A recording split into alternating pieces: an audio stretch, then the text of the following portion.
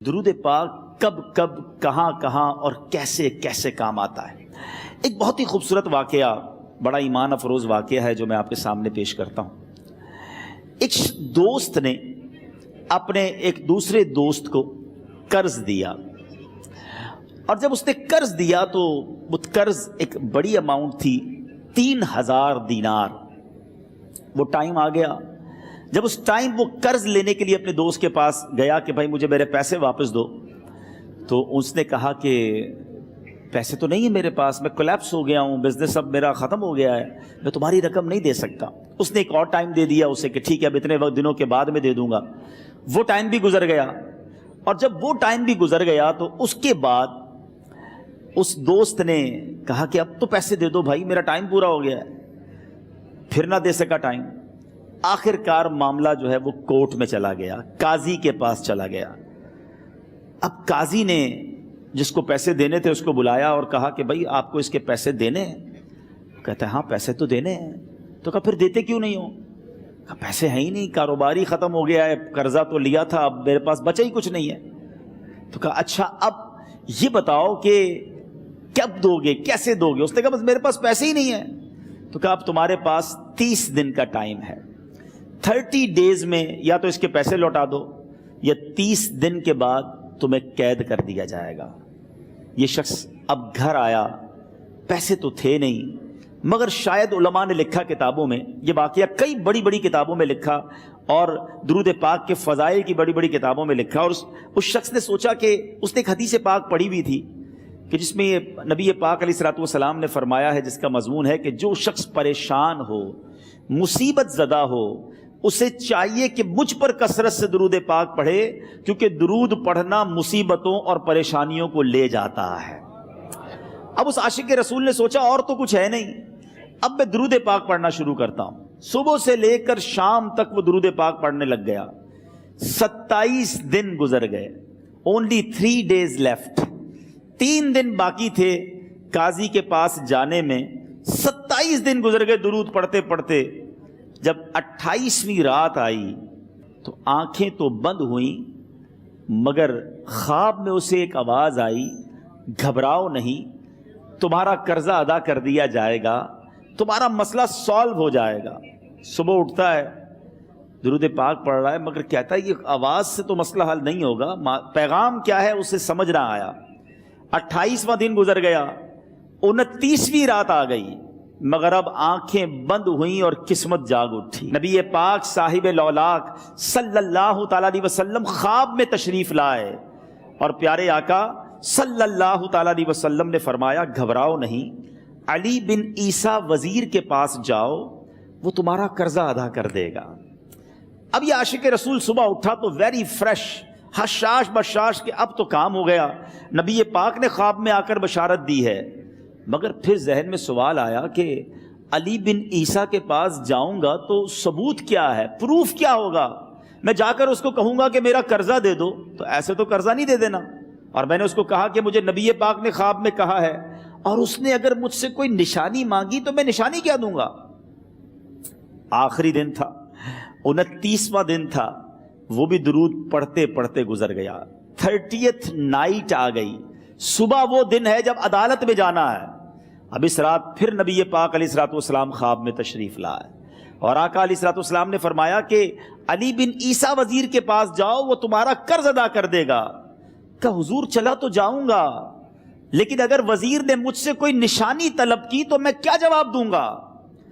پیارے آقا علیہ الصلوۃ والسلام نے کمال کا ارشاد فرمایا کہ علی بن عیسیٰ سے کہنا کہ تم روزانہ فجر کی نماز کے بعد 5000 بار درود پاک پڑھتے ہو، یہ راز فقط تم جانتے ہو اور تمہارا رب جانتا ہے۔ اب یہ جب صبح اٹھا تو ایک نشانی بھی مل چکی تھی۔ عدالت میں جانے سے پہلے وزیر کے دربار میں پہنچ گیا، اسے یہ ڈر تھا کہ آج پیسے نہ لوٹائے تو سزا ہو سکتی ہے۔ جب وزیر کے دربار میں پہنچا تو وزیر اپنے مشیروں کے ساتھ بیٹھا تھا۔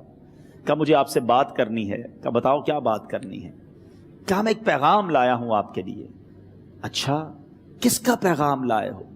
کہا میں نبی پاک جناب محمد مصطفیٰ صلی اللہ تعالیٰ علیہ وسلم کا پیغام لایا ہوں۔ وہ عاشق رسول وزیر تھا، کہتا بتاؤ میرے آقا نے کیا پیغام دیا ہے؟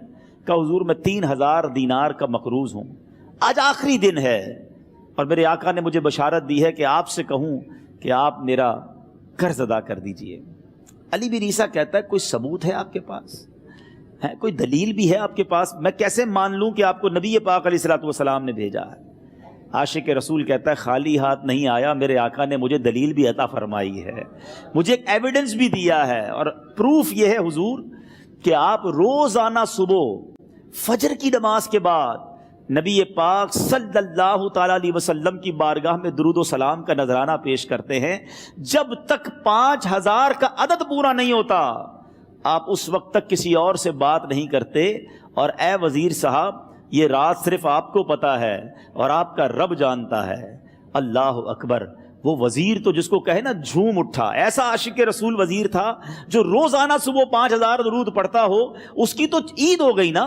وہ کہتا ہے مرحبا یا رسول اللہ، میرے آقا نے میرے درود قبول کر لیے، اس سے بڑھ کر میرے لیے سعادت کیا ہوگی۔ اب یہ وزیر اپنے سیٹ سے اٹھتا ہے، اپنے کمرے میں جاتا ہے، تھوڑی دیر بعد واپس آ کر اس عاشق رسول کے ہاتھ میں 3000 دینار رکھ کر کہتا ہے حضور پہلے 3000 دینار تو نبی پاک کا حکم کی میں ادب سے بجا لاتا ہوں، میرے آقا نے جو حکم فرمایا یہ 3000 دینار آپ کو پیش کرتا ہوں، حضور ایک اور 3000 دینار لیجئے۔ میرے گھر آپ آئے، اتنی اچھی خبر سنائی، آپ نے قدم رنجا فرمایا، یہ 3000 اس کا نذرانہ ہے، اور ایسا کیجئے 3000 اور لیجئے، اس سے اپنے بچوں کے لیے کچھ چھوٹا موٹا کام شروع کیجئے، اور ایک وعدہ کر کے جائیے آج کے بعد زندگی میں آپ کو جب بھی کوئی کام پڑے میں آپ کا بھائی ہوں، مجھے یہ خدمت کا موقع دیجئے گا۔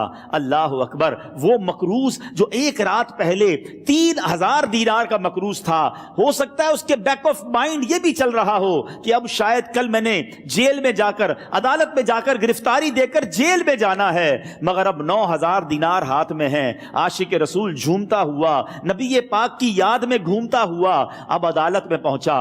عدالت میں everybody expecting over there کہ آج اس نے آنا ہے اور آ کر کہنا یہی ہے کہ پیسے تو نہیں ہیں، گرفتار کر لو، مگر جا کر اس عاشق رسول نے 3000 دینار جج صاحب کے ہاتھ میں رکھ دیے۔ قاضی کہتا ہے پہلے تو یہ بتاؤ پیسے آئے کدھر سے؟ تم تو کہتے تھے غریب ہوں، تم تو کہتے تھے کاروبار نہیں ہے، ایک مہینے میں اتنی بڑی رقم کا انتظام کیسے ہو گیا؟ سبحان اللہ۔ اس عاشق رسول نے گویا زبان حال سے یہ کہا ہوگا کہ یہ تو کرم ہے ان کا، ورنہ مجھ میں تو ایسی بات نہیں، اتنا دیا سرکار نے مجھ کو، اتنی میری اوقات نہیں۔ اس نے وہ پورا واقعہ بھری عدالت میں سنا دیا۔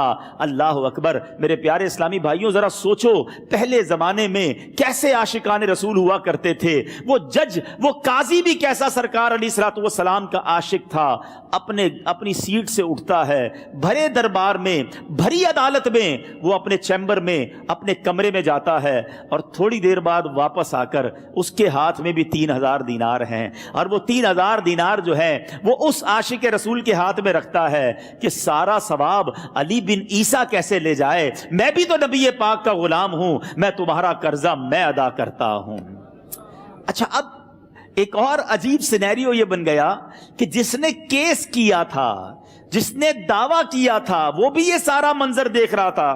کہتا ہے جج صاحب ذرا رکیے، میں بھی اپنے آقا کا امتی ہوں، اور ایک کام کیجئے، قلم کاغذ منگوائیے، اس عاشق رسول کا قرضہ ہی میں معاف کر دیتا ہوں۔